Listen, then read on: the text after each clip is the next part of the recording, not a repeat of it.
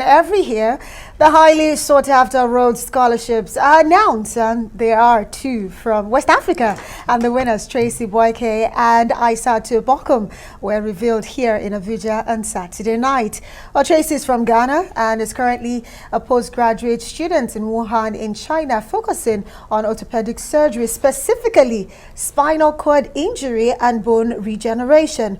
Well, Aisatu is from the Gambia, where she's studying media and is a woman and girls' rights activist, and as well as the founder of Girls Talk, which fights for social injustice.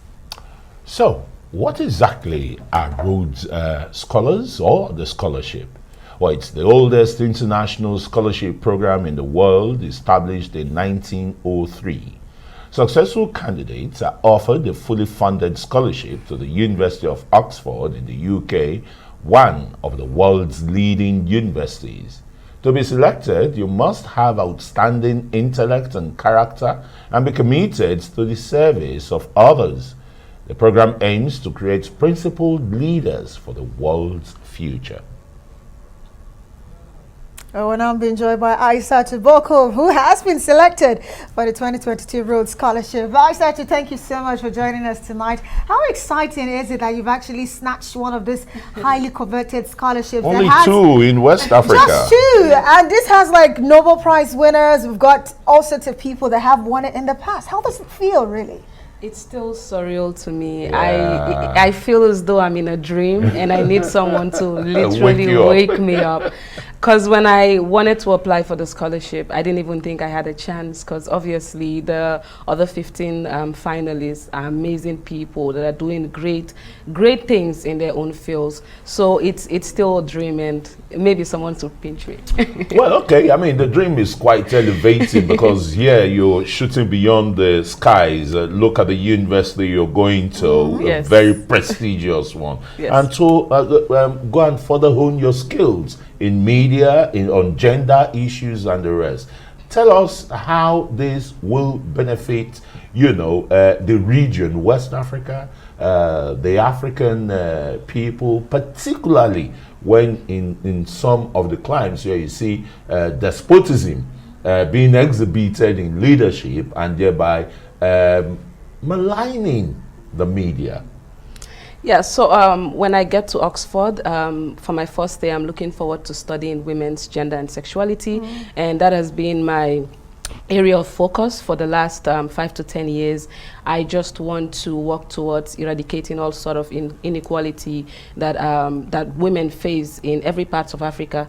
So if I am to go to Oxford and further my studies in this field, it will definitely expand my knowledge, and I will be able to go back to the Gambia and implement some of the things I've learned at Oxford into my work, and obviously look at expanding my organization Girls Talk to other parts of Africa.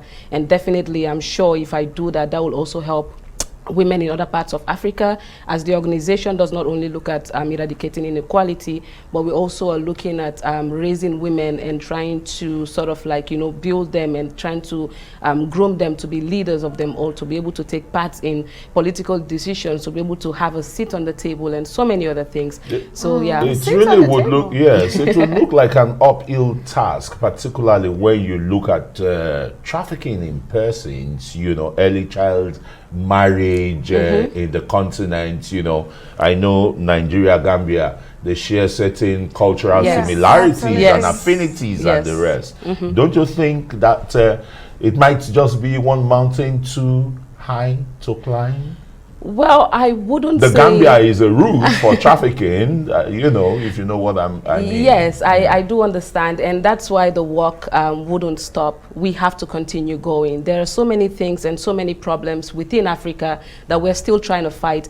And in as much as it's high and it's us trying to achieve a higher goal, that does not mean we have to stop. And that's why organizations like the Rhodes Trust are trying to empower leaders like us to continue the fight regardless of the challenges. So I wouldn't say it's going to be a mountain too high to climb. Definitely, it's achievable. We're seeing women doing phenomenal things, especially leadership. COVID-19 pandemic actually showed us that, countries that actually were able to contain the pandemic had women leaders. So that should tell us something. But you know what, Aisha, as we get ready to wrap up this conversation, let's talk about the girls on the African continent, really, some of the challenges we're facing, and how this your scholarship, you intend to use it to reach out beyond the girls in the Gambia, but even beyond West Africa, the continent in general. So just like I mentioned before, definitely Girls Talk is something I want to extend outside of the four corners of, let's say, Gambia. I want other countries, other girls in other countries to benefit from it. So whatever I learn from Oxford, when I get back to the Gambia, obviously I have to start from somewhere. So I'm going to implement some of the things I will learn, because I'm gonna be exposed to a lot of feminist theories, understand the history of the work of women on the continent and outside. So with everything I will learn, go back to the Gambia, implement it, and work towards reaching more people that will expand the organization to reach other countries in West Africa or outside of West Africa, so other girls in those countries will also benefit from the program.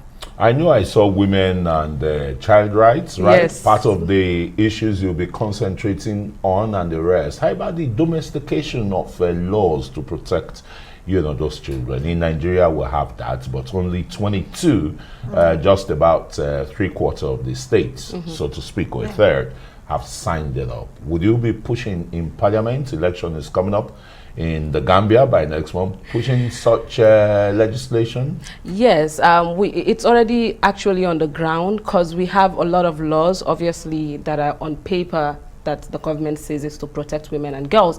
But the problem with these laws is that they are not implemented, they are not enforced. And even though we have those laws protecting women and girls still continue every day to face the same problems. So yes, that's part of the plan. Myself and so many other feminist activists in the Gambia are working towards ensuring that we push our voices and amplify our voices to see that the government hears us, and we get it. Just listening to you talk is so exciting, and I cannot wait for the great things that you'll be doing, not just in the Gambia, but across the African continent. And congratulations again. Thank you very much. Warm congratulations. It's always fantastic when you're a scholar, a British scholar and fellow. It's to Boku from the Gambia. Congratulations Thank again. You very Thank much. you for coming. Thank you.